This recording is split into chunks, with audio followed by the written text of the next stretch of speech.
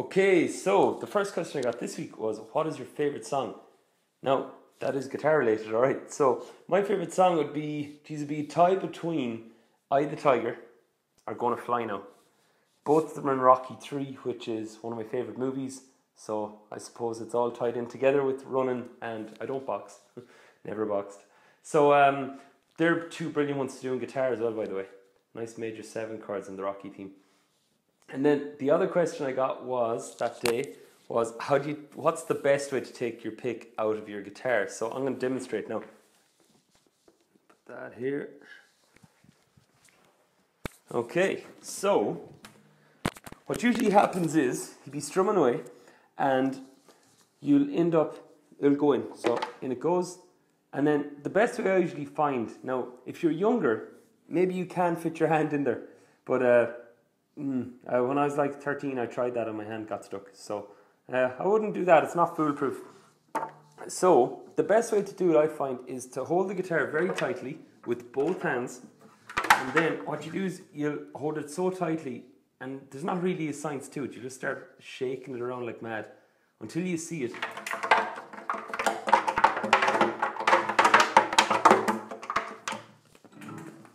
And there you go. So, is there an average time on how long it takes? No, but the only thing I'd say is it can take ages when you start doing it.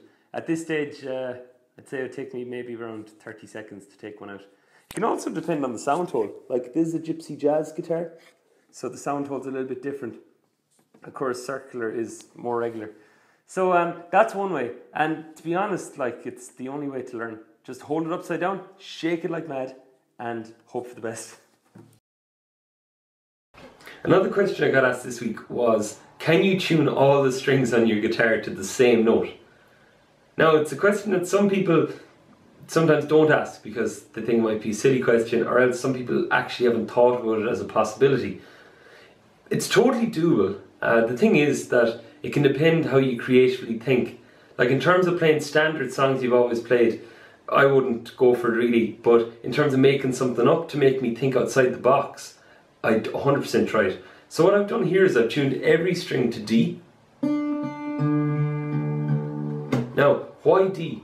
D because I know that I won't stretch too many strings up the way past their tension capabilities. If I pick the key of F and I try to be stretching ones up or down, it could snap a string.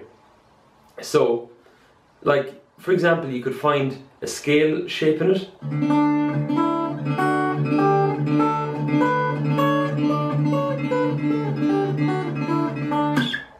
And of course do more than that. Like, if I picked a recurring pattern, I'm just going to make something up.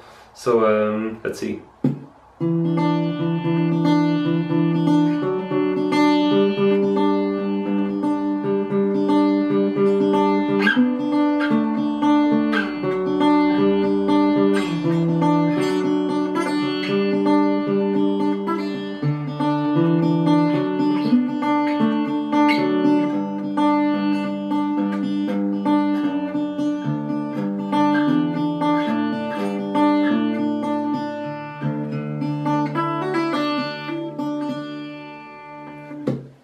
Again, see what you come up with. Like, what I used to do years ago is I used to set it to different tunings, like not anything as extreme as that. I'd set it to perhaps, what was it? I tuned it to Dagdad, so that would be D, A, D, G, A, D. Another one I used to tune it to was open D tuning, which is D on this one, A here, D, F sharp, A, D. There's so many different types. I'd recommend you experiment with a few of them. So that's my 5 cents on tuning all your strings to the same note. Again, watch out that you pick a nice note to tune to. And if you are after a higher sound and stuff, if that sounds a bit low, you can stick on a capo. Could work pretty well. Another question I got asked then was, what's the point behind holding the pick with your thumb and your first finger? So I'm going to talk about that now. So, this is often a massive one when people begin guitar, or even you'd see some people playing a while if they taught themselves. They'd hold it with their thumb, their index, and mostly their second. Now, the deal with that is, a lot of times you can get away with it for ages, and next thing you'll come up against a song or technique that will suddenly nail you in terms of, well, how come things are hitting off each other? How come I don't have as much fluid pick movement? Or how come I can't keep control on my wrist as much as I used to? Now, it's not that anything changed with your own wrist, it's that the piece requires way more precision. So like, I always hold it with the thumb and the index, and if I was doing something like this, okay, if I use this way now, the other way, you're going to see my hand looks way more like it's moving this way. It looks way more like it's going down and up, almost like a strum. And check out the other way. Bit more movement, okay?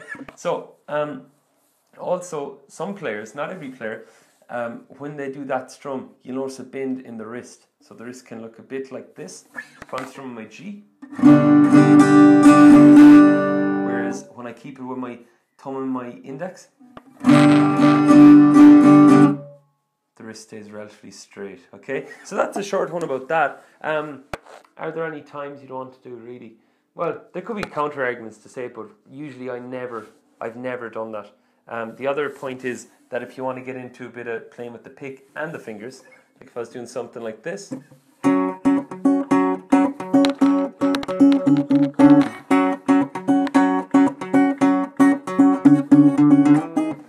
you can see straight away that I have the freedom to use my second, my third, and my pinky as I use the pick. If I do this, I only have 2 of these guys. And an interesting point about that movement is, like, if you hold the pick with these 2 and the thumb, try and wriggle your third and your pinky. You'll notice that the 2 of them move at the same time. It's very hard to separate them. I learned years ago I had a problem going on with my hand, and there's a thing called the ulnar nerve. I won't get too technical on it, but it's to do with, it controls this finger and half of this finger. So that's why it's very hard to separate them out. Now, if I do this though, I suddenly have a lot more movement, a lot more flexibility. Okay, so that's another short point. One of the last questions I got then was, have you ever played a song out of tune on stage? And quite simply, yes. you more than likely will in your playing career or life. Really, there are 1 or 2 things I do to combat that. If it's at a point in the song where I can afford to stop playing, if the sound has been covered by enough instruments, then I'll stop and I'll tune up. If it isn't, one thing I do, if I'm playing chords, I'll rotate around what chord I use. So like, if all of a sudden I find that it sounded really out of tune, okay, this guitar is pretty in tune, but if it's out of tune on open chords, I'll try and figure out what string it is. Like, if I'm thinking it's the, let's see, if it's the A string that's out of tune, sun's fairly coming in here. I won't dare complain about it. We'll take all we can get. So if it's the A string that's out of tune, and I'm playing G, C, D, I might try something like this. So I'm playing G, then C, then D. Okay? Now I could go like this. So that's another form of a G. It's a G sort of power chord. And then on C I could do something. And all the time I've avoided the A string. Now, there are loads of different examples of doing that. Like, I won't go through them all here, but that's one method I'd use. If I'm meant to play a solo, and the solo is, how do you say, one of the strings, I'm like, oh man, it's so out of tune. What I do is, I'll either try and bend the note up, so if it's meant to sound like this,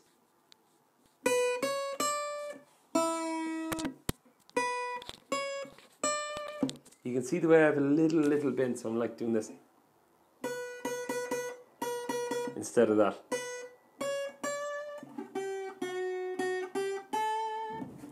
So that'd be another idea.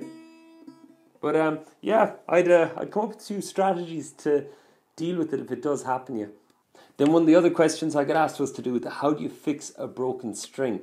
Now, at the minute things are going pretty good. I don't have any broken strings. I decided not to break one to answer this question.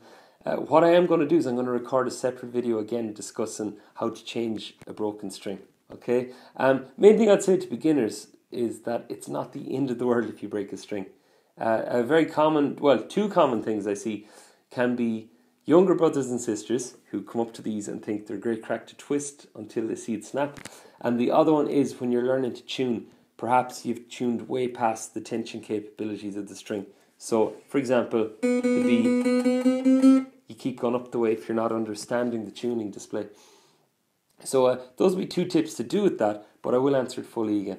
Alright guys, keep the questions coming in. I'm enjoying answering them. Hope you're enjoying listening to them, and I'll chat to you next week.